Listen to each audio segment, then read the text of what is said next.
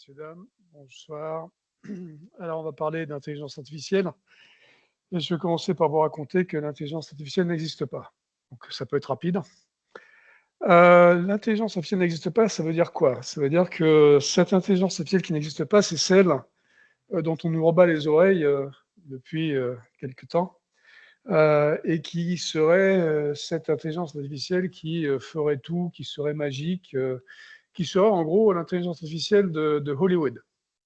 D'accord? Celle des films, celle qu'on voit dans Terminator, celle qui fait peur, ou alors celle qu'on verrait dans Her, qui pourrait faire envie. Bon, c'est comme vous voulez. Mais bon, cette intelligence artificielle-là n'existe pas, et donc elle n'existera jamais d'ailleurs, hein. Et donc ce soir, quand je vais parler d'intelligence artificielle, je vais dire les intelligences artificielles, parce qu'il va y en avoir des multiples et variées. Et ces intelligences artificielles, elles n'ont pas débuté, comme certains le croient encore, il y a 2 ans avec ChatGPT. Le domaine des intelligences artificielles existe depuis 1956. D'accord? Donc ça fait depuis 68 ans. Ça fait 68 ans qu'on crée des machines qui ont l'air intelligentes. Ça fait 68 ans qu'on a donné le nom à ce truc, ce domaine qui s'appelle donc intelligence artificielle. Mais la réalité, c'est que c'est beaucoup, beaucoup plus vieux que ça. Ça fait depuis la nuit des temps que l'humain crée des systèmes qui font des choses qui ont l'air intelligentes. D'accord. Bon, moi, je suis français, franchouillard de base, donc je fais remonter une intelligence artificielle à 1642. Alors, 1642, c'est une date qui va vous dire quelque chose normalement à vous. C'est quand Pascal a inventé la pascaline. D'accord. Et la pascaline, c'est une intelligence artificielle. C'est une machine à calculer, c'est une intelligence artificielle, ça fait quelque chose qui a l'air intelligent. Ça fait des additions, alors vous avez certainement vu, c'est Pascaline, hein, ça fait des additions et des soustractions d'entre 4 et 5 chiffres. Bon, c'est un peu compliqué, hein, si je vous demande combien fait 7999 plus 448.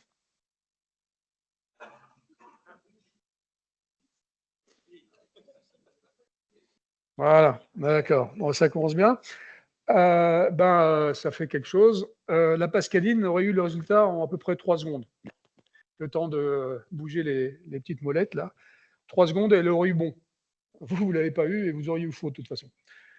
Mais bon, tout ça pour dire que depuis la nuit des temps, on crée, nous les humains, des systèmes qui ont l'air d'être intelligents, qui font des trucs qui ont l'air d'être intelligents. Et si j'avais été chinois, je vous aurais dit que le boulier était une des premières intelligences artificielles. Donc tout ça pour dire qu'en 56, c'était pas vraiment une nouveauté, mais ce qui était nouveau globalement, c'est qu'ils ont donné un nom, donc intelligence artificielle, à ce domaine. Et je pense qu'ils ont donné un mauvais nom, parce que c'est un nom ambigu, hein. Dans l'intelligence artificielle, il y a intelligence, et donc on a l'impression que le truc, il est intelligent. Il n'a pas que l'air. Et ce que je vais vous dire là tout de suite, dans les minutes qui viennent, c'est que ces intelligences artificielles, en fait, n'ont strictement rien d'intelligent. Hein. Elles sont complètement stupides. S'il y a des choses intelligentes, des trucs intelligents ici, c'est nous. Hein. Le reste, ça n'est pas. Mais bon, le nom est comme ça parce qu'en anglais, intelligence, comme vous savez certainement, ça a 2 sens. Ça a le sens smartness et ça a le sens information.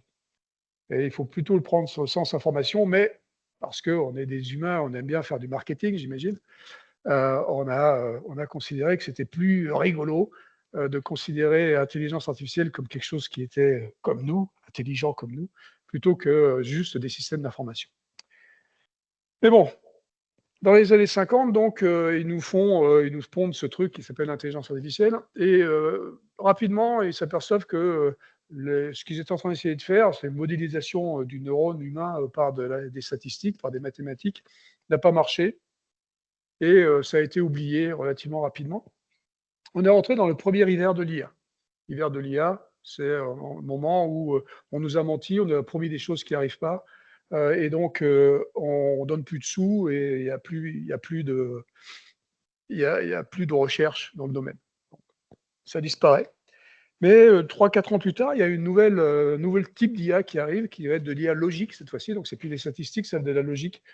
Les plus vieux d'entre vous, il y en a dans la salle, se souviennent certainement des systèmes experts. Les systèmes experts, donc c'est des systèmes logiques avec des règles, des bases de règles, si machin, leur truc. Et ça a relativement bien marché dans les années 60, 70, 80, 90. Et le système ultime, ça a été Deep Blue, vous vous rappelez peut-être, la machine d'IBM qui a battu Kasparov, le champion du monde de l'époque, aux échecs. D'accord. Donc, est-ce que c'est intelligent de jouer aux échecs et de battre quelqu'un aux échecs? Je ne sais pas. En tout cas, ça a l'air intelligent. Donc, la machine était performante, hein, c'était intéressant, mais ça ne faisait que jouer aux échecs. Hein. Donc, elle ne pouvait pas jouer aux dames, hein, au truc. Donc, bon, on arrive donc dans les années 90, là, c'était en 97, ça. Mais il s'est passé autre chose dans les années 90, dont vous vous rappelez tous, c'est l'arrivée d'Internet. Et Internet est arrivé avec son lot de data, hein, beaucoup de data, beaucoup de données, ce qu'on appelle le big data. Et donc, quand vous avez beaucoup de données, qu'est-ce que vous faites? Vous faites des statistiques. Donc, les vieilles IA de 1950, là, elles reviennent à la charge avec, maintenant, on appelle ça le machine learning. Donc, on va apprendre aux machines avec les données. Donc, c'est beaucoup de données. Un des premiers reconnaisseurs, c'est un reconnaisseur rigolo, c'est un reconnaisseur de chats. Hein, parce que, bon, les chats, c'est rigolo. Et puis, c'est difficile de reconnaître les chats. Hein, ça prouve que vous êtes très intelligent quand vous reconnaissez les chats. Et donc, ce reconnaisseur de chats, pourquoi c'est un reconnaisseur de chats? Parce que je ne sais pas pourquoi, mais vous avez décidé tous là, de poster des chats sur Internet. D'accord? Donc, vous faites ce que vous voulez, mais bon, c'est comme ça. Et donc, du coup, Internet devient la plus grande base de données de chats du monde. Okay. Et donc, avec seulement 100 000 images de chats, on fait un reconnaisseur de chats qui reconnaît les chats à 98%. Et voilà. Donc, c'est ça l'intelligence artificielle, vous voyez? Ça sert à des trucs. Et donc, mais bon, ce qui est rigolo dans l'histoire, c'est pas tellement on est en reconnaissance de chat, ça prouve que, effectivement, en donnant beaucoup de données, 100 000 images de chat, au système, on peut recommencer à reconnaître des trucs. Mais là, on peut déjà se poser une question. On peut dire, bon, c'est génial, là, l'histoire de reconnaisseur de chat avec 100 000 images de chat, mais ma fille de 2 ans, elle a besoin de combien de chats pour reconnaître les chats? J'espère que c'est pas 100 000, parce que sinon, ça va prendre un petit peu de temps. Ben, ma fille de 2 ans, elle a besoin de 2 chats pour reconnaître les chats et pas à 98% à 100%. Alors déjà, là, on va respirer un tout petit peu, on va se dire, bah, ces machines qu'on est en train de fabriquer, là, qui sont de l'intelligence artificielle, n'ont strictement rien à voir avec notre intelligence à nous. Rien à voir. Parce qu'en plus de ça, ma fille, si elle reconnaît les chats à 100%, c'est parce qu'elle les reconnaît mieux que la machine, quelque part. Parce que ma fille, elle reconnaît les chats aussi qui sont dans la pénombre, dans la nuit. Vous voyez, elle peut reconnaître un peu les chats, là. Alors que la machine ne peut pas parce que personne n'a jamais posté de chat sur Internet la nuit. Donc, comme ça n'existe pas, ça ne se reconnaît pas. Okay. Donc, il y a des problèmes, hein, on a des gros problèmes quand même. Donc, les datas sont biaisées, on va y revenir, c'est compliqué. Bref, donc, ces machines n'ont strictement rien à voir avec nous. 2016, donc on avance un tout petit peu là dans l'histoire.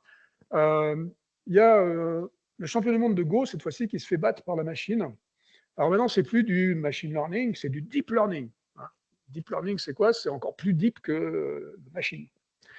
Donc, ça veut dire quoi? Ça veut dire qu'il y a plus de données. On utilise plus de données, on utilise plus de compute, d'accord? Donc, il faut beaucoup plus d'énergie, on va y revenir. Et donc, la machine bat donc le champion du monde de Go. La machine s'appelle DeepMind, avec des méthodes de deep learning, donc.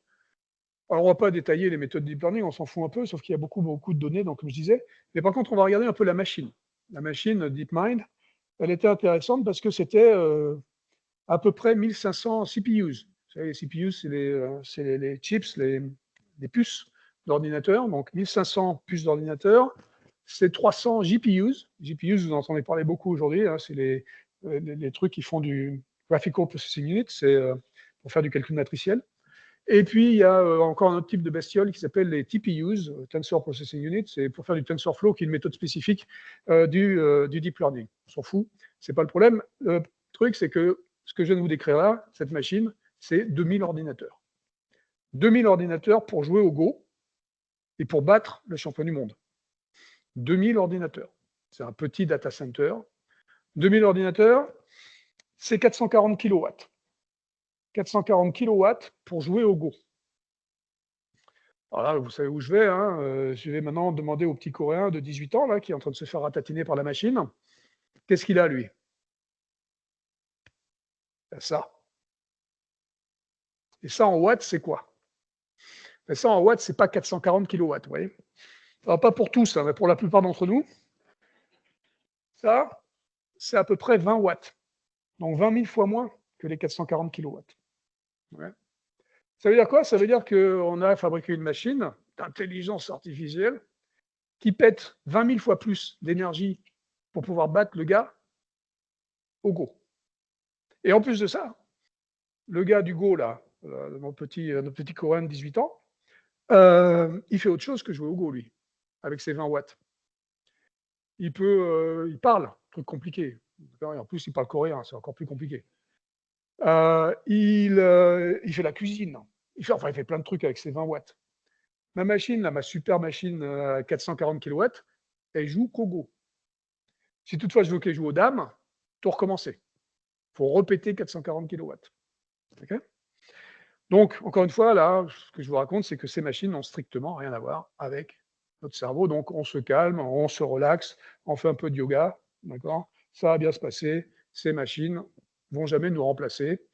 Donc, l'intelligence artificielle générique générale, AGI, on appelle ça en anglais, hein, Artificial General Intelligence, n'existera jamais. Bon, ça c'est réglé. Maintenant, on va parler quand même un tout petit peu des données, parce qu'il y a un problème hein, avec les données. On a dit il faut beaucoup, beaucoup de données, hein, donc 100 000 images de chat. Pour les parties de Go, il fallait 30 millions de parties de Go, ça commence à faire beaucoup. Et puis aujourd'hui, on parle de ChatGPT. Tiens, ChatGPT, c'est rigolo parce que c'est encore un autre type d'IA statistique. Hein, donc on a eu le machine learning, deep learning, et aujourd'hui, donc c'est les IA génératives. IA générative, ChatGPT, 1200 milliards de paramètres. 1200 milliards de paramètres. D'accord? C'est Internet en entier. Okay, c'est beaucoup. Hein, ça fait beaucoup. Et donc, ça veut dire qu'il faut beaucoup aussi de capacité de calcul, il faut beaucoup de stockage, il faut beaucoup de tout. Il faut beaucoup. D'accord? Donc, on arrive à des choses absolument ridicules. Et donc, plus il y a de données, en fait, en plus, plus il y a des chances que ces données soient biaisées. On vous a dit certainement, enfin je sais pas, mais je pense qu'on vous a dit que sur Internet, il n'y a pas que des trucs vrais. Hein, donc, quelques petits trucs qui ne sont pas tout à fait vrais. Et donc, du coup, ça veut dire quoi? Ça veut dire que ChatGPT, quand il vous raconte des trucs, il vous raconte des trucs qui ne sont pas tout à fait vrais non plus, de temps en temps. D'accord? Donc, il faut faire un peu attention, hein, parce que c'est que quand on fait un modèle avec les données, on fait les modèles à partir des données qu'on a. D'accord? Donc, quand vous faites un modèle à partir d'Internet, vous faites un modèle d'Internet. Donc, plus il y a de données, plus les données sont potentiellement biaisées. Sont biaisées, en fait. Même dans mes 100 000 images de chat, j'avais une bonne chance d'avoir une image de chien quelque part. D'accord? Donc, et les données biaisées, c'est embêtant parce que, évidemment, à des moments donnés, ça donne des problèmes, des gros, gros, gros problèmes. En 2016, il y avait Microsoft qui avait déjà fait pas reconnaisseur, pendant un chatbot. Ils aiment bien les chatbots Microsoft. Donc, ils avaient fait un chatbot qui s'appelait Tai. Je ne sais pas si vous vous rappelez, si certains d'entre vous se rappellent de ce qui s'était passé avec Tai. Donc, ils avaient déployé Tai sur Twitter. D'accord? Et ils avaient demandé à Tai, globalement, d'être un bon marketeur et de marketer les produits de Microsoft. Et au bout de 16 heures d'opération, Microsoft a été obligé de débrancher Tai, parce que Tai était devenu le chatbot le plus raciste et sexiste de l'humanité. Alors évidemment, ce n'est pas vraiment ce qu'ils voulaient. Hein. Ils ont bossé quand même des mois sur le machin. Ils déploient, ils débranchent au bout de 16 heures. Qu'est-ce qui s'est passé? Alors évidemment, ils ne sont pas trop étalés hein, sur ce qui s'est passé, mais bon, on a eu l'opportunité de regarder un peu quand même ce qu'il y avait pour les scientifiques qui sont intéressés au truc. Et il y avait 2 erreurs, on va dire, 2 bugs. Le premier bug, c'est un bug un peu rigolo.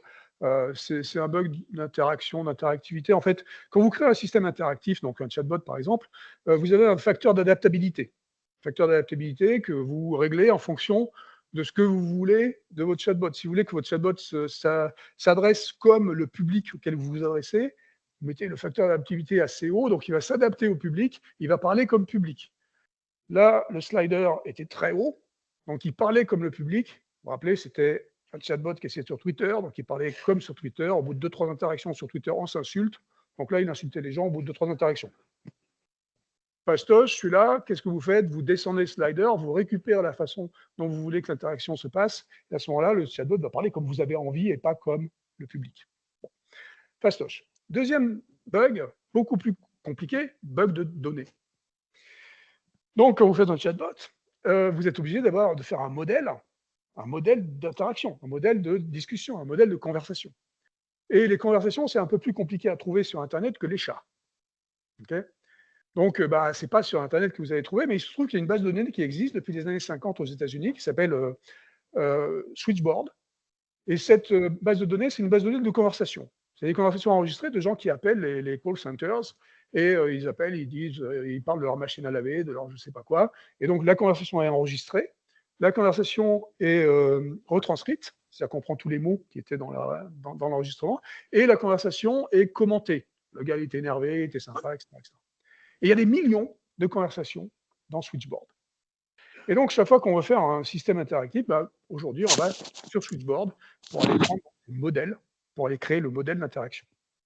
Et donc, j'imagine le petit stagiaire de Microsoft à qui on avait dit, toi, tu fais TIE, lui, tu vas utiliser Switchboard, il a été utilisé Switchboard. Mais il s'est dit, purée, il y a des millions de conversations. Pour créer mon modèle, je n'ai pas besoin de millions et de millions de conversations. Je vais prendre un sous-ensemble. Et il a pris un sous-ensemble. Donc, il a pris Alabama, années 50.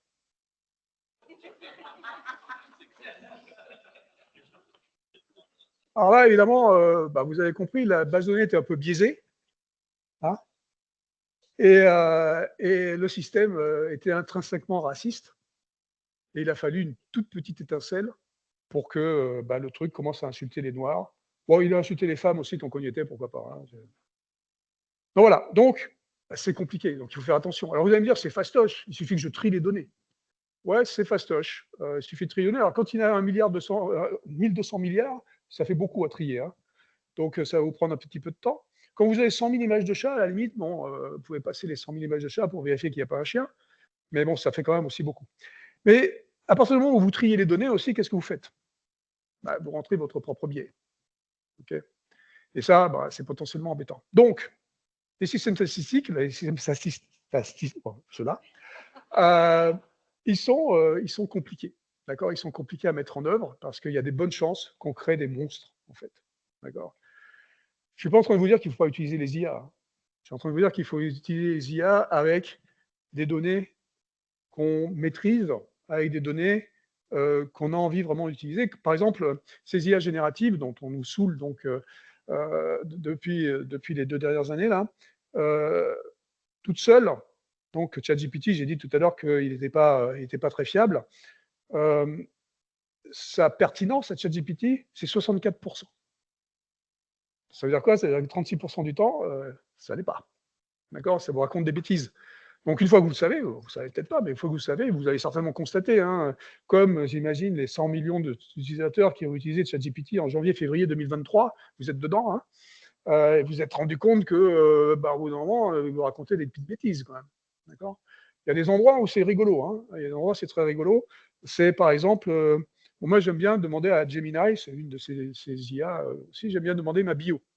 Je trouve que ma bio, je la connais assez bien, hein, et donc, je demande régulièrement à Gemini ou à ChatGPT quelle est la bio de Luc Julia. Et le truc, à chaque fois, il me fait marrer, hein, parce que il me raconte plein de trucs, mais c'est pas moi. Là, avant-hier, j'ai regardé, j'étais prof à Aix-en-Provence. Bon, pourquoi pas, hein, ça me dérange pas, hein, j'aime bien Aix-en-Provence, mais c'est pas moi. Voilà. Donc, il fait des erreurs, c'est embêtant, mais il fait aussi des hallucinations. Alors, vous avez certainement entendu parler de ce terme aussi.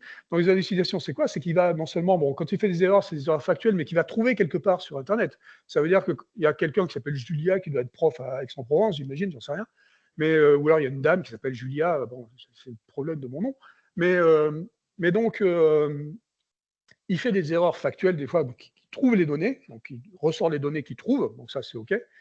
Mais sinon, il fait des erreurs aussi de temps en temps, donc ils sont des hallucinations. Donc c'est pas des erreurs, il va trouver l'information n'existe pas, et il va l'inventer. Donc il va halluciner. Par exemple, en avril 2023, pardon, il y a un avocat à New York, vous avez peut-être entendu celle-là aussi, qui a décidé de faire écrire à ChatGPT sa plaidoirie. Il y avait un cas qui était très chiant, hein, pas du tout intéressant, un mec dans un avion qui n'était pas content, blablabla. Et donc, il fallait attaquer la compagnie aérienne. Et l'avocat donc demandé à ChatGPT, a donné à ChatGPT des petits éléments. Le gars, c'est un bouffon, il a fait ci et ça dans l'avion, blablabla. Hop, il a demandé à ChatGPT de lui pondre la plaidoirie. Et ChatGPT, en 15 secondes, lui a pondu la plaidoirie. Et là, bon, il était super content, j'ai gagné 4 heures de ma vie, c'est super. Il envoie ça au juge, et 2-3 jours plus tard, le juge lui répond magnifique. Tu m'as envoyé la meilleure plaidoirie que tu n'aies jamais écrite. Elle est extraordinaire, elle est géniale. C'est génial. C'était chouette, j'ai vraiment gagné 4 heures de ma vie, c'est super, et en plus, c'est super bon. Très bien. Et le juge continue, il dit, mais il y a un tout petit problème quand même. C'est que toutes les références, toutes les jurisprudences que tu m'as mis à la fin, elles n'existent pas. Les numéros, bah, c'est un numéro de jurisprudence, mais il n'existe pas. Le nom des juges, bah oui, c'est des juges, mais pour ce truc-là, il n'existe pas. Les cas n'existent pas, enfin, ça n'existe pas. Qu'est-ce qui s'est passé ici? Quand vous demandez une plaidoirie, il doit y avoir des sections, machin, thèse, contre-thèse, j'en sais rien, et puis à la fin, il faut des jurisprudences, il faut des cas, il faut citer des cas. Donc, l'intelligence artificielle connaît le format, et donc va vous pondre ça, parce que les intelligences artificielles génératives, elles sont là pour vous donner des réponses. Elles ne sont pas là pour vous donner des réponses vraies. Elles sont là pour vous donner des réponses. Et donc le truc, il a donné la réponse, il a fait un machin avec une thèse, antithèse, machin, et puis des références. Mais malheureusement, le gars, quand il avait rentré donc, les informations, il avait donné des informations pour la thèse, l'antithèse, il n'avait pas donné des informations pour les références. Et donc, il a inventé. D'accord? Donc c'est ça, ces hallucinations. Alors c'est un peu embêtant, hein, parce qu'aujourd'hui, le gars, il n'est plus avocat. Bon. Donc, il faut comprendre un peu comment elles marchent, toutes ces IA, parce qu'effectivement, il faut douter. Il faut commencer par douter. D'accord? C'est la première chose que je vous demandais. En fait, relisez les trucs. Voilà, si vous utilisez ces IA, il vaut mieux quand même relire, parce qu'elle peut vous raconter n'importe quoi. Je vais aussi vous raconter un autre truc qui me tient à cœur. C'est étonné que je travaille chez Renault aujourd'hui. Je travaille sur les voitures, d'accord? Et on me demande souvent, tu dois travailler sur les voitures autonomes, sur la fameuse voiture autonome. La réponse, c'est non. D'accord? Je ne travaille pas sur les voitures autonomes pour une raison simple que je vais vous exposer immédiatement, c'est que la voiture autonome niveau 5, hein, quand on parle de voiture autonome, on parle de la voiture autonome niveau 5. La voiture autonome niveau 5 n'existera jamais. Donc je ne vais pas travailler sur un truc qui ne va pas exister, hein, ça ne m'intéresse pas. Pour vous donner une idée, c'est ce que notre ami Elon Musk nous promet depuis 2014. Ça fait 10 ans qu'il nous promet la voiture autonome, d'accord? Niveau 5. Bon, vous savez que Musk, c'est un connard, mais ça, c'est un autre problème. Et donc, ce cher Musk donc, nous a annoncé ça. Et évidemment, les Tesla aujourd'hui, vous avez peut-être des Tesla vous-même, vous savez très bien qu'on est au niveau 2.5. D'accord? Donc, on est très très loin, ils sont très très loin. Quelques voitures qui disent qu'ils sont au niveau 3. On arrive au niveau 4. Niveau 4, c'est quoi? C'est des voitures qui sont presque autonomes, hein, qui vont aller d'un point A à un point B sans écraser mémé, et ça va bien se passer. Mais de temps en temps, il faudra une assistance humaine. Okay, ça, c'est la voiture niveau 4. Ça va arriver. L'assistance humaine n'est pas forcément quelque chose qui va avoir lieu dans la voiture avec un volant. Les voitures niveau 4 n'auront pas forcément de volant. Il pourra y avoir une assistance en remote. Okay, bon, la voiture 4 existera, niveau 4 existera, mais la 5 n'existera pas, et je vais vous le prouver avec deux exemples. Premier exemple, c'est un exemple pour les Français, pour les Parisiens surtout, et surtout pour les Parisiens qui habitent pas loin d'ici. Ça s'appelle la place de l'Étoile à 18h. Place de l'Étoile à 18h, vous collez une voiture autonome niveau 5 sur une des 10 avenues là, qui arrivent, vous la collez et vous lui demandez de passer de l'autre côté. D'accord? Voilà ce qui va se passer. Elle va arriver, elle va faire ça. Et elle va rester là. Parce que la voiture autonome niveau 5, elle fait un truc super bien. Que vous ne faites pas forcément très super bien. Elle respecte le code de la route. Et donc, si vous respectez le code de la route, sur la place de l'Étoile à 18h, ça ne marche pas, hein, parce qu'il n'y a que des timbrés, d'accord? Et donc, ce qu'il faut, c'est avoir d'autres skills, je ne sais plus comment on dit skills en français. compétences. Il faut avoir d'autres compétences. Alors, il y a une compétence qui est importante sur la place d'étoile à 18h, c'est la négociation. D'accord? Et il y a une autre compétence qui est super importante sur la place d'étoile à 18h, c'est la négociation. Et donc, bon, bah, une fois que vous avez peut-être appris ça à la machine, peut-être qu'elle sera capable, mais après, cette même machine, vous l'amenez à Bangalore, et là, Bangalore, c'est champion du monde, hein, c'est encore autre chose. Donc, bon, bref, donc elle s'en sortira pas. Mais bon, ça, c'était juste pour rigoler. Je vais vous donner la vraie raison de pourquoi la voiture niveau 5 n'existera jamais et puis est compliquée. C'est ce qui s'est passé avec Waymo. Waymo, le CEO de Waymo. Waymo, c'est la compagnie de Google qui est la plus avancée en fait dans les voitures autonomes aujourd'hui. Et c'est une compagnie de Google qui travaille beaucoup depuis 10 ans dessus. Et en 2018, le CEO de Google de l'époque a dit: j'en ai plein de l'autre bouffon là qui raconte n'importe quoi sur la voiture autonome, et je vais faire don de toutes mes données, de toutes les données que j'ai, qui sont des vidéos de voitures qui roulent n'importe où dans le monde. Je fais don de toutes ces données à la communauté afin qu'elle travaille pour aller le plus vite possible vers le niveau 4. D'accord? Et donc, il a fait le don de 10 millions de miles de vidéos de voitures qui roulent n'importe où dans le monde. Okay? Donc, c'est ces données qui sont utilisées par les gens qui vont effectivement essayer de créer des modèles d'interaction donc de la voiture avec l'environnement. Donc, évidemment, des gens comme moi, qu'est-ce qu'on a fait? On s'est précipité sur ces vidéos qu'il a mis sur YouTube, et pour aller voir un peu ce que moi j'appelle une pépite, qui va prouver juste que j'ai raison. Hein. Donc une pépite, ça va être quoi? Ça va être un machin qui va montrer que c'est très, très compliqué. Et il m'a pas fallu longtemps, parce que 10 millions de miles, ça fait long à regarder. Hein. Même en accéléré, c'est long. Mais j'ai pas eu besoin de très longtemps, en fait, parce qu'au bout d'une demi-heure, j'ai trouvé ma première pépite. Et en fait, j'ai trouvé plein de pépites depuis, mais je vais vous raconter ma première pépite. Ma première pépite, on voit une voiture qui roule dans les rues de Mountain View. Mountain View, c'est un village, je sais pas, une ville, où est le HQ de Google. Donc, on voit cette voiture qui roule dans une rue de Mountain View, c'est chiant comme la mort, il ne se passe rien. Et tout d'un coup, la voiture s'arrête. Elle attend 2-3 secondes, elle fait 2-3 mètres et s'arrête. Elle attend 2-3 secondes, elle fait 2-3 mètres et s'arrête. Elle attend 2-3 secondes, elle fait 2-3 mètres et s'arrête. Et ça, 5-6 fois. Et au bout de 5-6 fois, vous voyez, bon, la caméra est au-dessus du pare-brise comme ça, et vous voyez au bout le volant, et vous voyez les mains du safety driver. Il y a un gars qui est dedans, qui est le safety driver, qui prend le volant et qui s'en va. Parce que derrière, les mecs, pourquoi le gars, il s'arrête toutes les 2-3 mètres? C'est complètement débile. D'accord? Et effectivement, c'est complètement débile. Ça n'a aucun sens, il ne se passe rien. Jusqu'à ce que vous regardiez bien la vidéo. Et quand vous regardez bien la vidéo, vous voyez que sur cette chaussée-là, il y a un trottoir, et sur le trottoir, il y a 2 gars qui marchent dans la même direction que la bagnole. Bon, jusque-là, il n'y a pas mort d'homme, hein, c'est pas très grave. Sauf que quand vous regardez bien la vidéo, vous voyez que le gars qui est le plus proche de la chaussée, donc à gauche du trottoir, il marche avec sur son épaule un panneau stop. Alors vous humains, vous voyez un bouffon sur le bord de la route qui marche avec un panneau stop, vous humains, vous vous arrêtez pas. Si toutefois ça vous prend l'idée de vous arrêter, vous passez me voir après. J'ai 2-3 trucs à vous dire. Mais donc, la voiture super intelligente, là, hein, qu'est-ce qu'elle fait? Eh bien, elle voit un panneau stop, et puis un panneau stop, et puis un panneau. Voilà. Bon, alors, si vous voulez, ce cas, il n'existe pas. Ça n'a aucun sens. Mais il existe.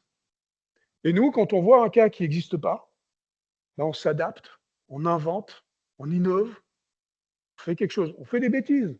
Oui, de temps en temps, ça arrive. Mais la voiture, bah, le cas qui n'existe pas, il existe pour elle. Et c'est un panneau stop. Et c'est un panneau stop. Et c'est un panneau stop. Voilà. Donc, je pense que j'ai à peu près fini parce que je n'ai pas regardé l'heure. Mais je suis bon là. Il faut que j'arrête. Bon, ben, il faut que j'arrête. Merci beaucoup.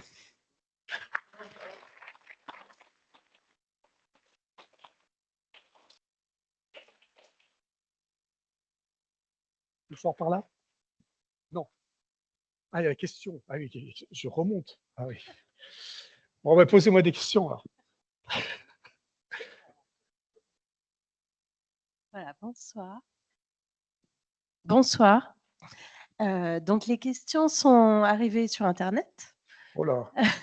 C'est vrai? Oui, il y en a de plus de 40 Ah, qui ont été posés on va être tard. pendant l'intervention. Non, donc on a fait une petite sélection avec Marie qui est à mes côtés.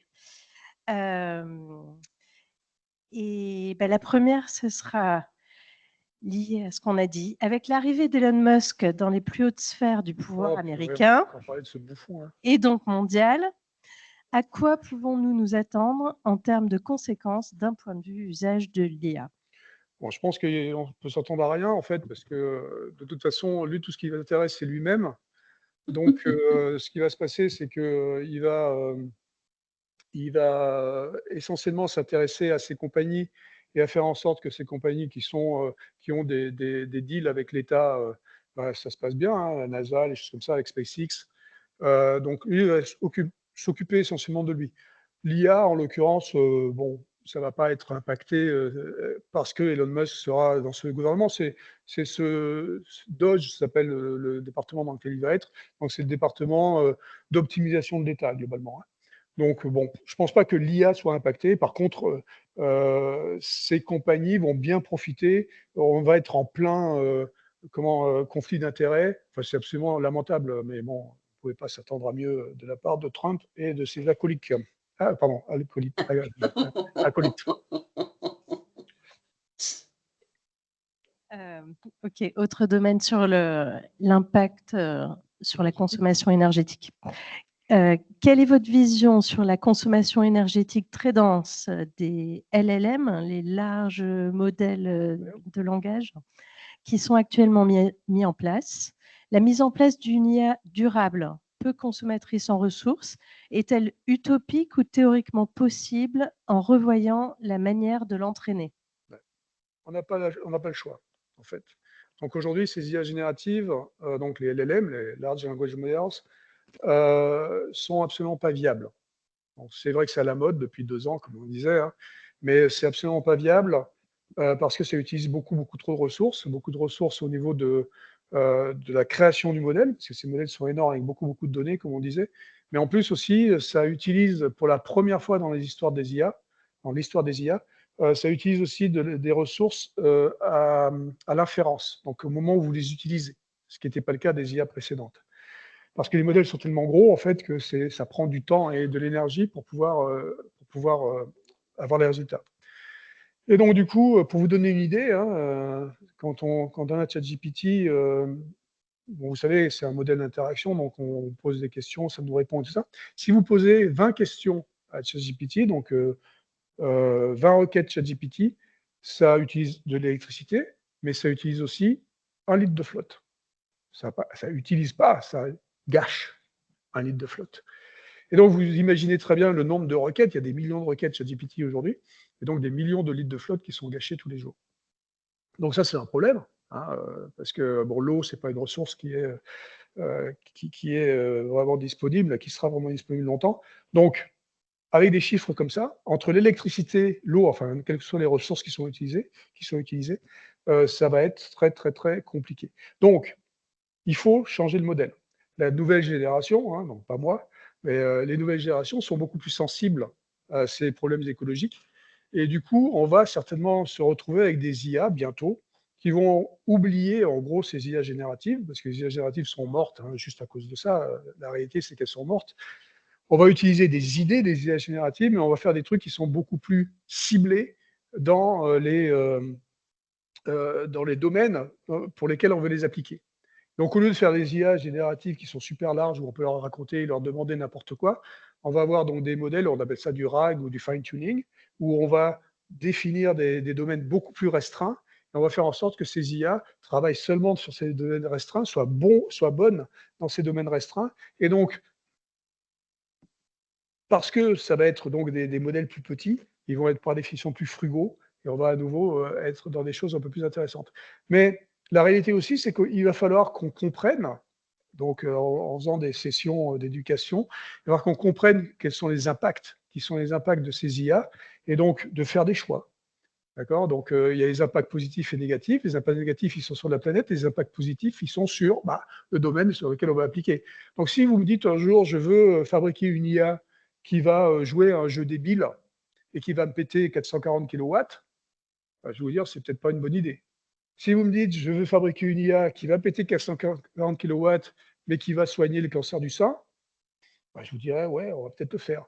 D'accord? Donc cette balance, cette éthique, finalement, qui est une éthique personnelle, ou une éthique d'entreprise, ou une éthique, ou des réglementations d'ailleurs, qu'on décide collectivement d'appliquer, ça va être comme ça qu'il va falloir faire, parce que sinon, de toute façon, aujourd'hui, ces IA ne sont pas viables. D'accord? Si on faisait autant de requêtes ChatGPT par jour que de requêtes Google, aujourd'hui, il n'y a pas assez d'électricité dans le monde. Merci. Je rappelle aussi à tous, je suis désolée, j'arrive pas à me lever avec l'ordi sous les yeux, mais vous pouvez faire remonter les questions sur la plateforme avec vos likes, parce qu'on en est à plus de 50, et nous, on se sert de ce qui remonte. Donc, n'hésitez pas à regarder si vous le souhaitez. La prochaine, c'est selon vous, combien d'emplois pourraient être menacés par l'utilisation de l'IA au sein des entreprises? Alors, je ne sais pas si vous avez un chiffre exact, hein, et plus particulièrement, sur quelle typologie de métier? C'est ça qui est plus important. Alors là, c'est encore un endroit où il faut respirer, il faut se calmer, il faut arrêter de dire n'importe quoi. Chaque fois qu'il y a une révolution industrielle, une révolution d'usage, une révolution technologique, à chaque fois, on dit ça va impacter le monde du travail, ça va, on va tous être morts, être au chômage, machin, blablabla. D'accord. Alors pour ça, il y a deux choses. Je vous recommande d'abord la lecture de Schumpeter, début du XXe siècle.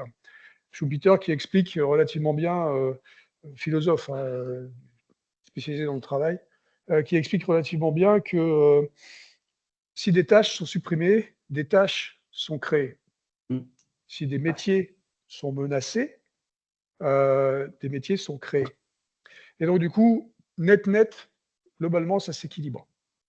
Si vous n'utilisez pas la technologie, si vous l'utilisez, si vous l'ignorez, là, vous avez, vous, une chance d'être obsolète, effectivement, dans des tâches particulières. Si vous utilisez la technologie de manière normale, sans être un dieu de la technologie, sans être un dieu du truc qu'on vous propose, de l'outil qu'on vous propose, il y a peu de chances que vous soyez déplacé. D'accord? Comme j'ai dit, des tâches vont être supprimées ou modifiées, et des tâches vont être créées. Par exemple, la tâche de la maîtrise de l'outil, elle-même est une nouvelle tâche. D'accord? Donc, ça va être des tâches qui sont rajoutées à votre boulot. Le rêve des patrons qui disent on va supprimer tous les emplois, on va mettre des IA, ce rêve-là, il ne marche pas très très bien en fait. Parce que ce n'est pas forcément de la productivité qui est créée avec ces IA, mais c'est plutôt de gains de qualité. D'accord? Donc on se retrouve avec des productivités qui sont à peu près équivalentes, mais avec de la qualité qui est bien meilleure. C'est pour ça que si vous n'utilisez pas l'outil, vous venez obsolète parce que vous n'avez pas la qualité que celui qui utilise l'outil va avoir. Donc globalement, il va y avoir des changements. On ne va pas non plus mentir et dire qu'il y aura zéro changement. Mais si on reste collé à la technologie, c'est-à-dire que si on garde l'apprentissage autour des technologies, il y a peu de chances qu'on se fasse déplacer. C'est rassurant. Les GAFAM et startups autour de l'IA se sont toutes lancées dans la recherche autour du Graal de l'IA générale. Selon vous, au vu des dernières avancées, en sommes-nous proches ou est-ce encore sur du très long terme? J'ai répondu déjà, jamais. Jamais, donc il faut arrêter de... Vous savez, les gens qui disent ça, j'ai des noms, hein, bon, Elon Musk évidemment. En France, vous en avez un qui est rigolo là, Laurent Alexandre. Marrant lui. Donc, lui c'est un rigolo aussi qui raconte n'importe quoi. Il est urologue, le gars, hein, donc s'il parle de pipi, je veux bien, mais s'il parle d'intelligence artificielle, ça m'embête. Et donc, après ça, il y en a d'autres. Sam Altman, par exemple, le PDG de OpenAI, vous pourriez penser qu'il dit des choses intéressantes. Donc, il promet les IA générales, les GI, hein, dont on parlait tout à l'heure, Artificial General Intelligence. Donc, Sam Altman les promet. Mais lui, il les promet d'une manière purement business. Il est là pour faire tourner ses business. Il faut qu'il ramasse des milliards pour pouvoir faire tourner ses machines parce que ça prend énormément de ressources, comme je disais tout à l'heure. Donc, quand vous regardez en fait qui dit quoi, vous voyez que les gens qui font de l'IA, alors il se trouve qu'il y a pas mal de Français qui font de l'IA, hein, et qui ne sont pas trop mauvais, qui sont reconnus dans le monde comme étant à peu près les meilleurs du monde, Yann Lequin, Aurélie Jean et d'autres. Donc, ceux-là, ils vont jamais vous dire que l'AGI va exister demain ou après-demain, jamais. Si vous écoutez donc les autres bouffons, ouais, là, ils pourront vous raconter n'importe quoi. Prochaine question. La France a-t-elle sa place dans la course à l'IA? On a beaucoup parlé Bon, des États-Unis. alors, un autre truc avec lequel il faut être clair, c'est que nous, les Français, on est les meilleurs du monde en IA. C'est comme ça, alors il faut arrêter de se flageller. Hein. Je sais que vous aimez bien, en général, vous flagellez, vous les Français, là, on est nuls, notre école est nulle, gna gna gna. Bon. Donc, on est les meilleurs du monde. C'est pas moi qui le dis, en fait. Hein. Enfin, si, c'est moi qui le dis. Mais on est les meilleurs du monde, et parce qu'on est les meilleurs du monde en mathématiques. D'accord. Les IA, comme j'ai raconté tout à l'heure, c'est des mathématiques. Et ça, par contre, c'est pas moi qui le dis qu'on est les meilleurs en mathématiques. C'est ce qu'on appelle la médaille Fields, le prix Nobel de mathématiques, si vous voulez. C'est la France avec les États-Unis qui en ont le plus. Et donc, on est les meilleurs en maths du monde. Parce que les États-Unis, ils trichent un peu hein, sur les médailles Fields, mais bon, on va pas s'atteler là-dessus. Bref, on est les meilleurs, et ça se voit dans la Silicon Valley. Moi, j'habite dans la Silicon Valley depuis une trentaine d'années, un peu plus. Et on est reconnu comme étant les meilleurs là-bas. Et si vous vous posez la question de savoir qui dirige les IA, les groupes d'IA dans toutes les compagnies de la Silicon Valley, dans la plupart des compagnies de la Silicon Valley, Google, Netflix, Meta, donnez-moi un nom, je m'en fous, c'est en français. D'accord? C'est toujours des Français. Parce que on est les meilleurs. Bon. Donc ça, déjà, encore une fois, là, on va respirer. D'accord? Par contre, on est nul. On est nul en business. Ah, ça, c'est chiant, les gars, c'est votre faute.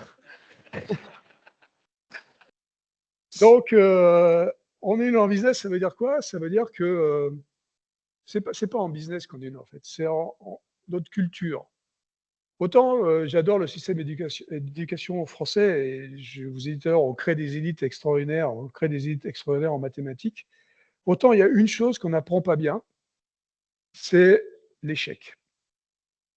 Et depuis, moi je me rappelle, quand j'étais tout petit à l'école en France, quand on faisait une bêtise, qu'on disait une bêtise, qu'on lisait pas bien, qu'on faisait quelque chose de pas bien, on allait au coin. Alors peut-être que vous n'alliez pas au coin, mais on allait au coin.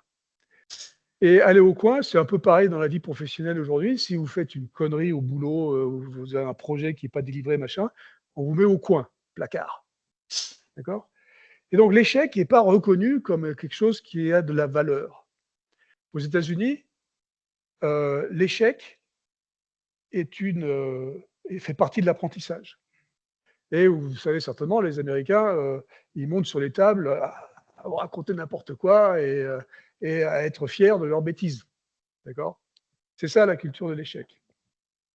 Et ça, ben, on l'a pas, et donc du coup, on n'ose pas, on n'est pas assez, on n'est pas, ben, on n'est pas assez, comment, c'est quoi le mot que je cherche là? Audacieux, voilà, c'est ça, merci. Donc, je me retrouve, par exemple, il y a des VC, donc maintenant je vais parler des VC, des venture capitalistes, qui, en Europe, parce que c'est vrai pour l'Europe, en fait, c'est pas que pour la France, n'ont rien à voir avec les VC américains. Les VC américains, c'est des capital risqueurs. D'accord? Risque. Un capital risqueur, il y a risque. Les VC français, c'est des banquiers. Pas de risque. Donc ça, c'est un petit problème. Et donc, quand j'entends les VC français qui me disent on a dans notre portfolio 70% de succès, ben, je veux dire, ça ne va pas. Parce que si vous avez 70% de succès, ça veut dire que vous n'avez pas pris de risque. C'est-à-dire que vous avez fait des trucs qui sont comme tout le monde. Vous savez quel est le pourcentage de réussite des VC américains dans la Silicon Valley? 5 à 10%. Alors ça ne fait pas beaucoup comme ça, hein, vous vous dites c'est pas beaucoup. Mais quand il y a les 5 à 10% qui réussissent, ils ne font pas du x10, ils font du x200, du x500. OK?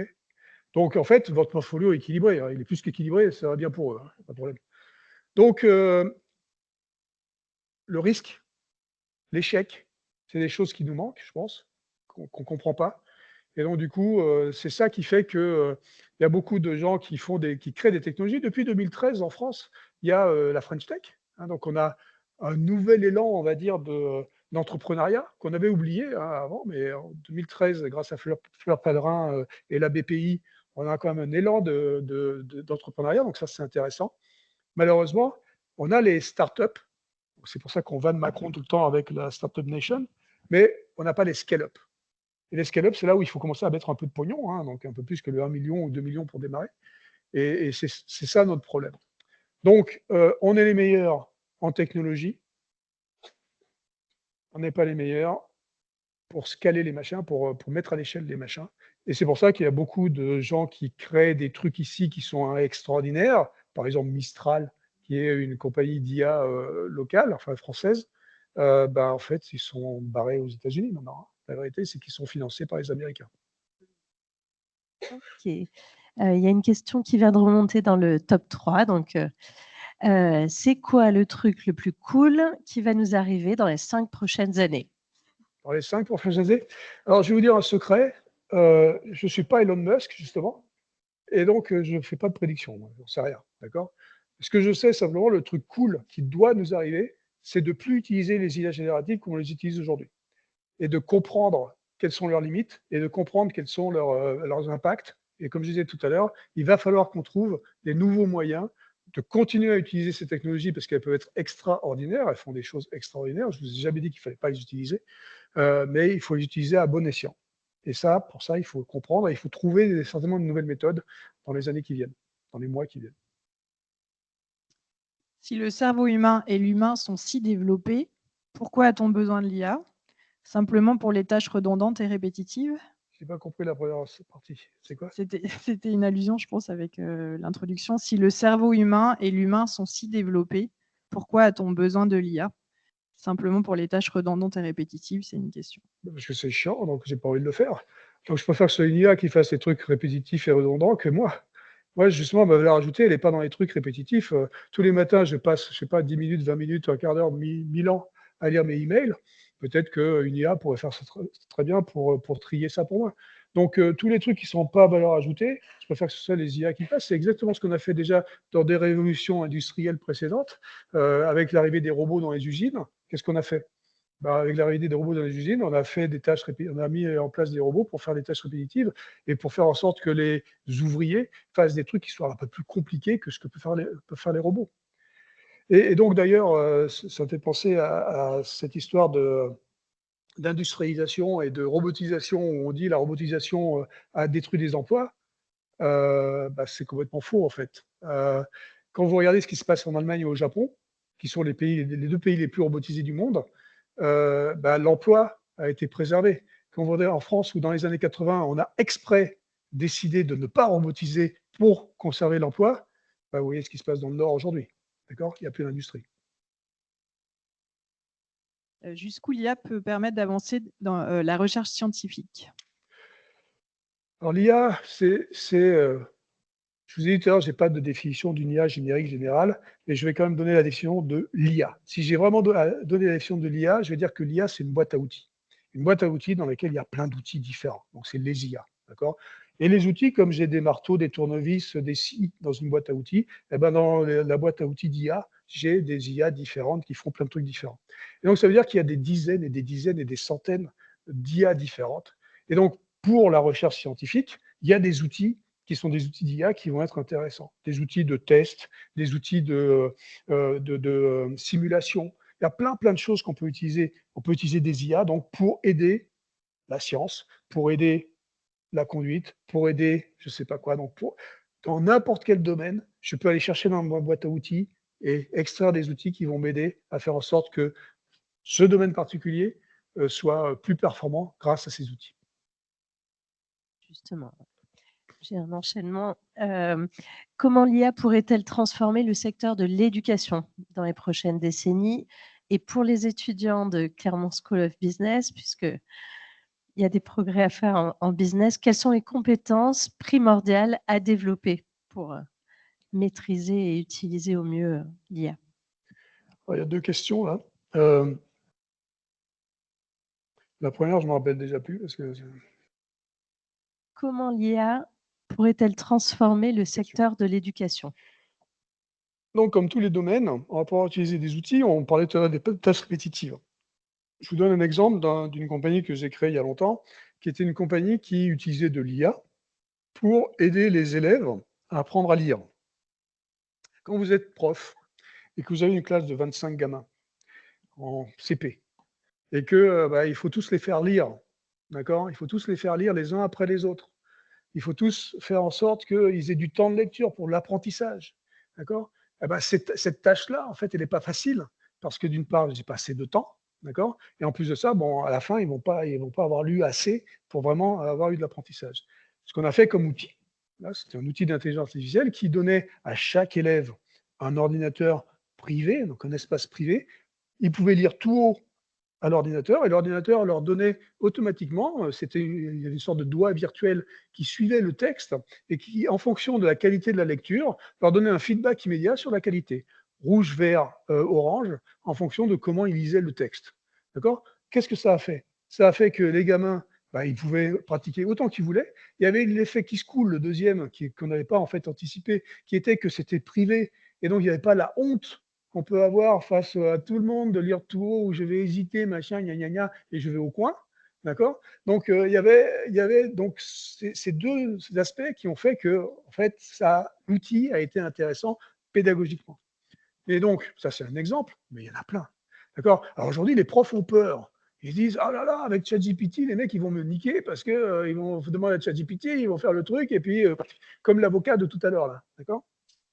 En fait, je fais des conférences devant les profs de temps en temps et je leur explique: «Les gars, en fait, c'est super ChatGPT, c'est absolument super. Vous allez changer, oui, ça va changer, ils vont utiliser ChatGPT». Moi, de mon temps, ChatGPT s'appelait l'Encyclopédie Universalis, hein, je veux dire, on a tous fait ça, de votre temps, la plupart d'entre vous, ça s'appelait internet, OK? Donc on a tous copié, on a tous utilisé les ressources qu'on avait à disposition, donc aujourd'hui, c'est ChatGPT, super. Donc, ce que je fais faire aux profs, je leur fais faire un exercice qui est le suivant. Je leur dis: «Écoutez, on va faire une simulation, vous êtes mes élèves et on va faire une simulation, on va utiliser ChatGPT pour faire les devoirs». D'accord? Et donc vous allez tous excités, dire: «Ouais, madame, monsieur, ouais, c'est super, on va utiliser ChatGPT, c'est génial, on n'aura rien à avoir à faire». Ouais, attends. Donc, dites: voilà l'exercice, on va demander à ChatGPT d'écrire la biographie de Victor Hugo en 2 pages. Super. Donc, ChatGPT, écris-moi la biographie de Victor Hugo en 2 pages, et le truc, 15 secondes, il m'a écrit la biographie de Victor Hugo en 2 pages. Poum, poum, je ferme, j'ai fini. Ta, ta, ta, ta, ta, ta, ta. Maintenant, ce qu'on va faire, on va faire un truc rigolo, on va relire. D'accord? Et donc, on relit la biographie de Victor Hugo. Victor Hugo est né à Besançon le 2 mars 1802. Ah, commence mal. Commence mal parce que moi, la prof, je sais que c'était en février qu'il est né, et pas en mars. Vous vous rappelez ma bio qui est fausse? Celle de Victor Hugo, elle est fausse aussi, hein. Il y a, sur les 2 pages, il y aura 4 ou 5 erreurs, statistiquement. D'accord? Et ça, justement, alors les élèves, quand vous avez devant vous, là, que vous pointez donc ces erreurs, ces 4 ou 5 erreurs dans les 2 pages, ils se disent: «Purée, faut quand même que je fasse attention, en fait, parce que le truc, il est pas fiable». Ah bah non, il est pas fiable. Donc du coup, ça calme un tout petit peu et les profs se disent: «Finalement, je sers à quelque chose parce que moi, je sais que Victor Hugo, il est né en février, d'accord? Et donc je vais pouvoir corriger le machin, et puis si on me rend quelque chose qui me dit mars ou avril, je vais comprendre quand même qu'on a essayé de me niquer». Voilà. Donc encore une fois, on peut respirer, hein. Super. Faut pas dire niquer, il paraît, mais bon.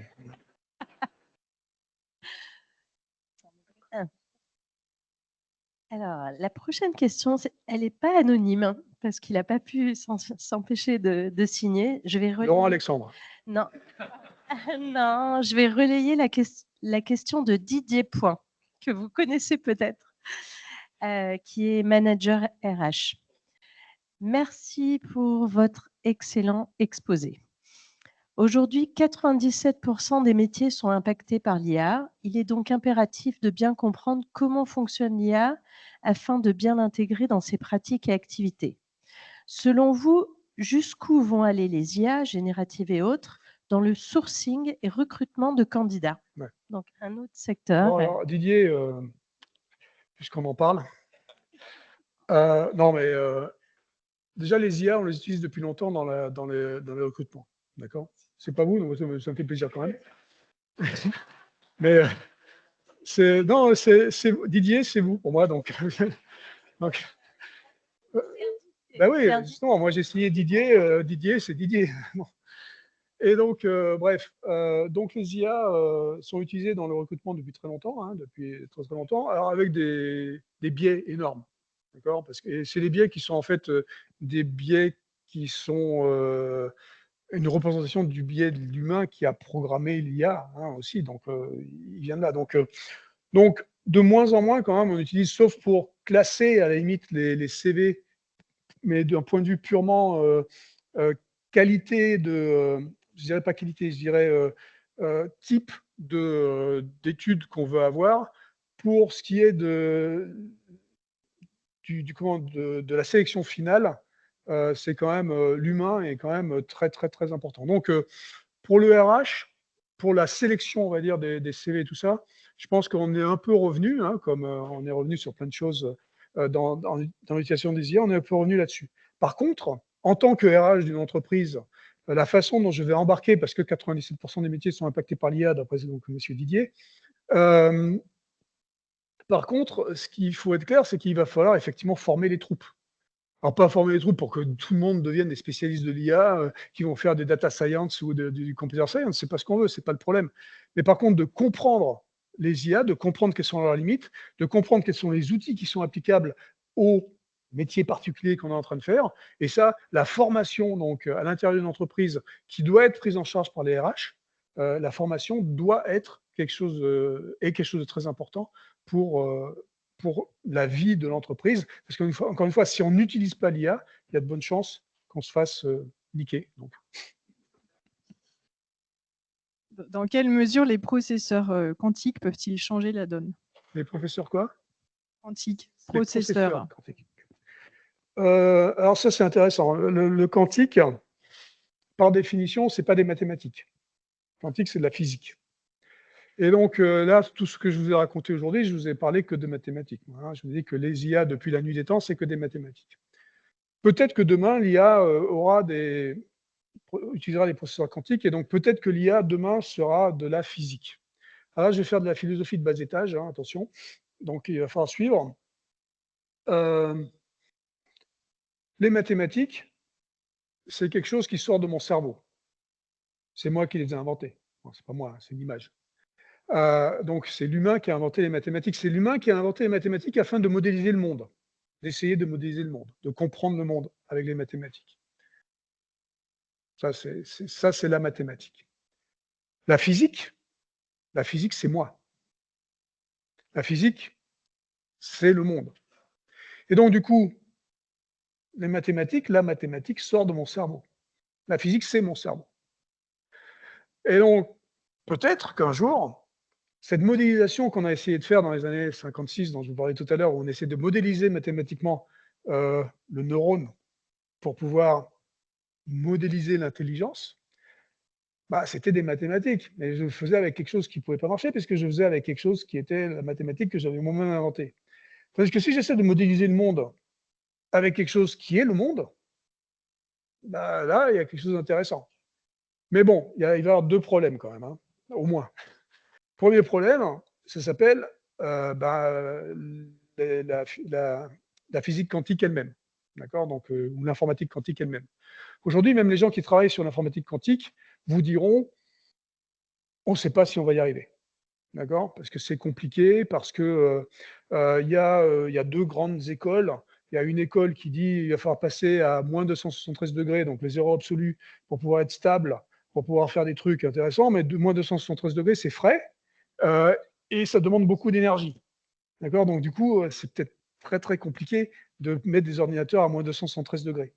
Et l'autre école qui dit on n'a pas besoin d'être à moins 273 degrés, mais on peut être un peu plus chaud que ça, mais ça veut dire qu'il faut stabiliser les atomes, et si on stabilise les atomes, ça veut dire qu'il faut faire des statistiques pour stabiliser les atomes. Et là, on met des mathématiques dedans, donc c'est plus vraiment du quantique. Donc bon, bref, donc les gens disent on ne sait pas si on va y arriver. Les gens qui sont honnêtes, hein, qui font du quantique, qui sont honnêtes. Donc ça, c'est un problème. Donc si un jour on y arrive, bon, peut-être ce serait intéressant, et donc on pourra effectivement modéliser à ce moment-là, par de la physique, la physique. Donc c'est intéressant. Mais il y a le deuxième problème. Le deuxième problème, c'est, pour modéliser quelque chose, il faut le comprendre. Et aujourd'hui, le cerveau, les gens qui s'occupent du cerveau, donc maintenant je parle des gens.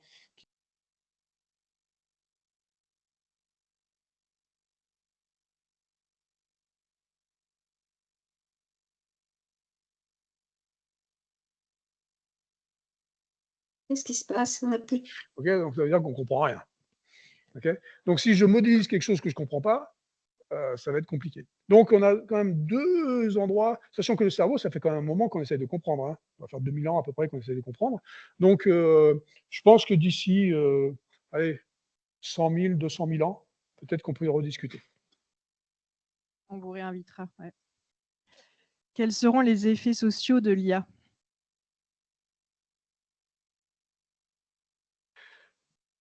On parlait d'éducation. Si on ne s'éduque pas sur l'IA, on va avoir un divide, une division qui va être importante. On a ce qu'on appelle, comment vous appelez ça, la fracture numérique. Fracture numérique, elle existe déjà aujourd'hui. Il y aura une fracture de l'IA, d'accord, qui va être importante aussi. Donc les gens qui vont pas vouloir s'éduquer qui vont pas vouloir ou pouvoir s'éduquer sur les IA, ça va être compliqué.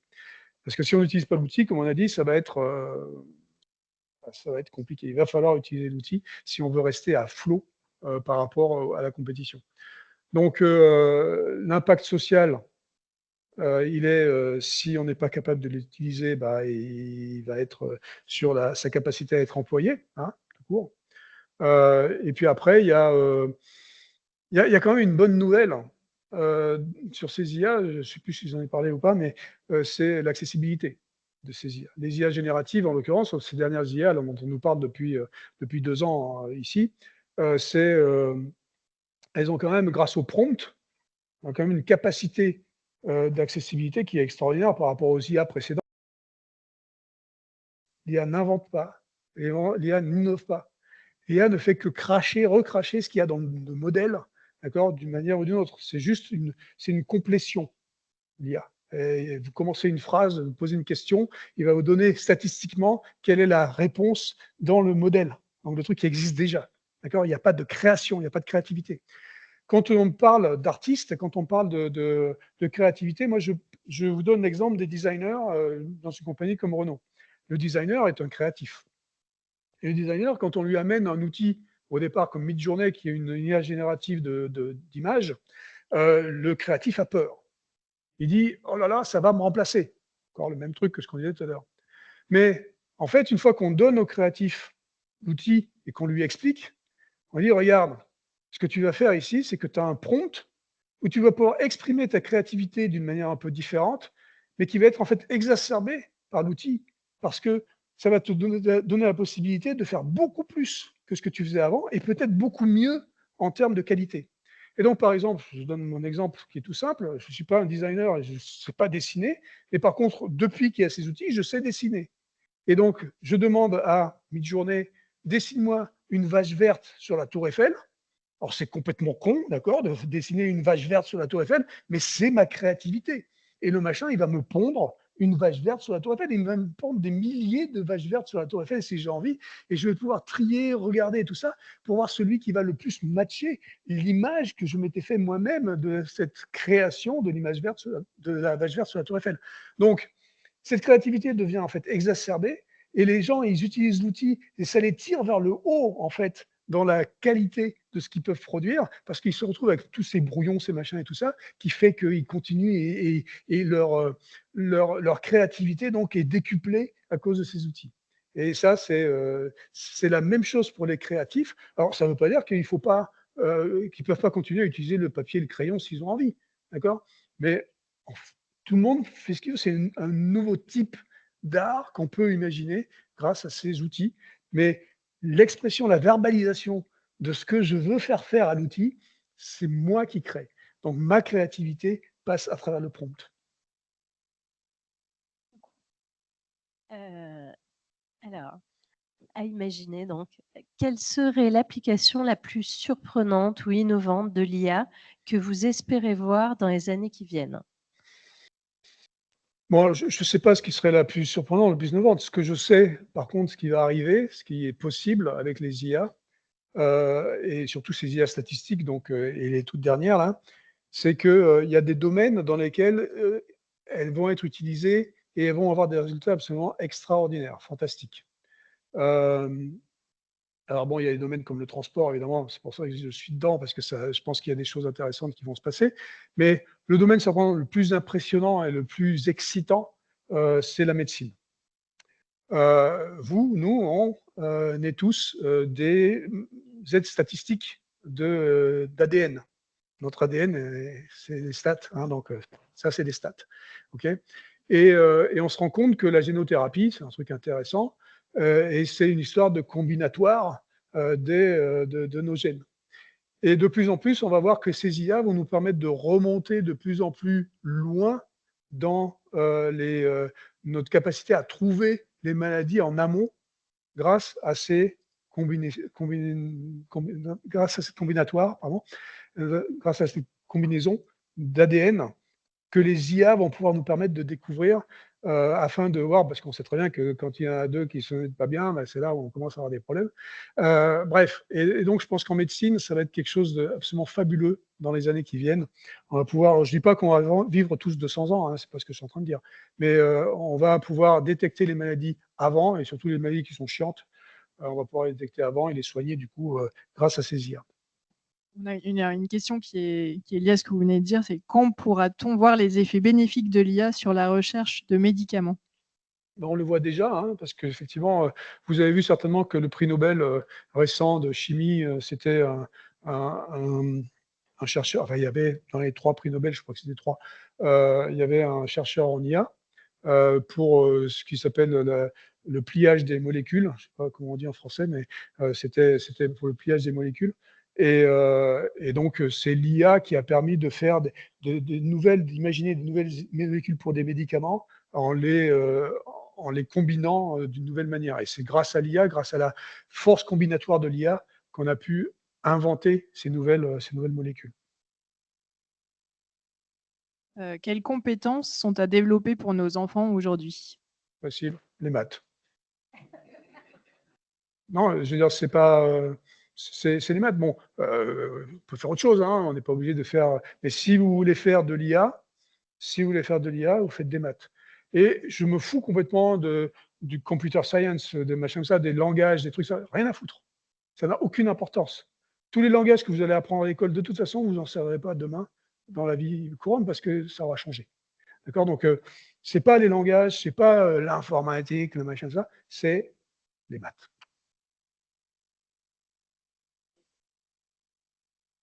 Mais si vous voulez faire autre chose, vous faites autre chose, hein, c'est OK. Hein,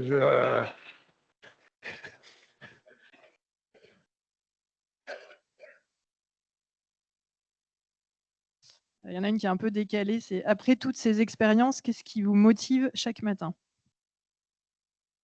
Ce qui me motive, c'est que, il y a encore plein de trucs à faire. Ces IA sont magnifiques et en même temps, elles sont dangereuses. Donc il faut trouver, des équilibres, il faut expliquer. J'adore expliquer. J'adore, montrer aux gens ce qu'on peut faire de magnifique et ce qu'on peut faire de terrible et donc les guider dans les choses, d'un côté ou de l'autre, pour pouvoir, faire en sorte qu'on ait à la fin un monde meilleur. Moi, je fais de la technologie pour les vrais gens. Je suis un vrai gens, et donc je fais des technologies pour moi, je fais des technologies pour les gens que je comprends, que je connais, et ce qui me guide, c'est d'avoir ces nouvelles technologies qui sont extraordinaires et qui nous permettent de faire des systèmes, des services qui vont aider les vrais gens. Voilà ce qui me motive.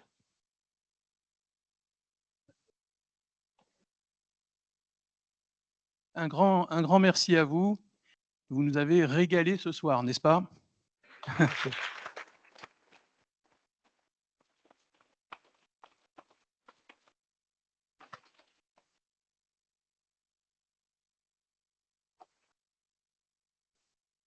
Alors, nous aurions aimé vous garder parmi nous pour toute la soirée, mais nous savons que vous avez d'autres engagements.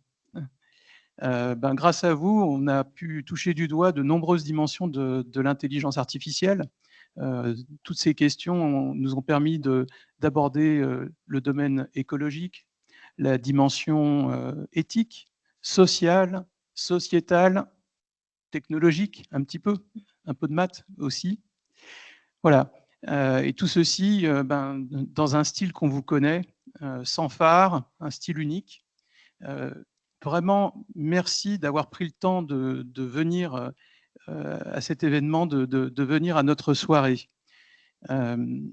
J'invite toute l'Assemblée à son tour à vous dire merci, à nouveau merci, en vous applaudissant très très fort. Merci. Bravo. Merci.